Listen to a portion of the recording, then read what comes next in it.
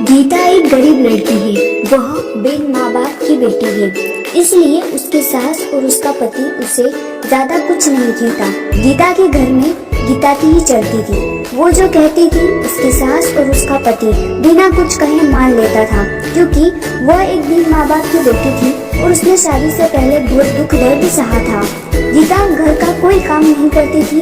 उसके घर का सारा काम उसका पति और उसकी सास करती थी और कुछ काम उसकी बेटी भी करती थी। गीता तो रोज अपना पर्स लेकर बाहर घूमने चली जाती थी।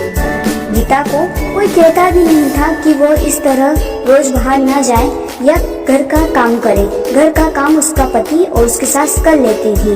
लेकिन एक दिन उसके पति को उसकी सास ने कहा कि बेटा, गीता को ना रोको टोको तो उसको समझाओ कि इस तरह रोज बाहर जाना सही नहीं होगा। हाँ, वो बाहर जा सकती है, पर वो अगर कभी कभार जाए तो ठीक है, लेकिन अगर वो इस तरह रोज बाहर जाएगी तो हमारे समाज के लोग क्या कहेंगे। ये सब सुन के गीता का पति बहुत परेशान रहने लगा।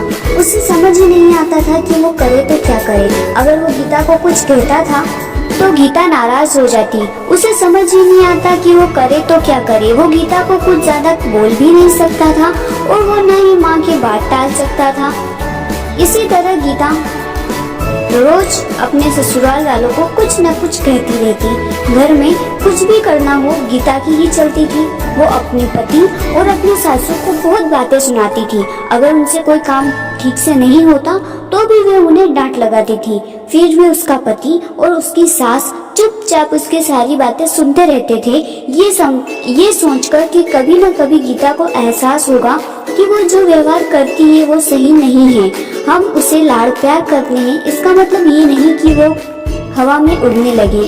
पर ये बात कभी उसके ससुर ने और उसके पति ने उसके मुंह पर नहीं कही। उन्हें सिर्फ इसी बात का विश्वास था कि कभी न कभी उसे इस चीज का एहसास होगा।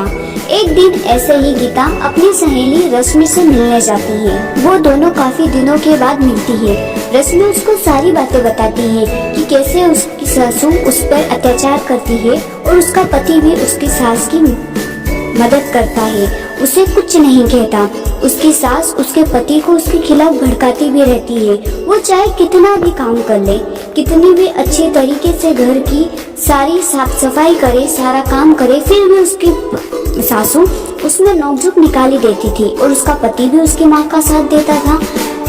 जब ये बात रश्मि ने गीता को बताई तो गीता को एहसास हुआ कि वो तो अपने पति और अपने सासू के साथ इतना बुरा व्यवहार करती है, घर का कोई काम नहीं करती, फिर भी उसकी सासू और उसका पति उसे कुछ नहीं कहता।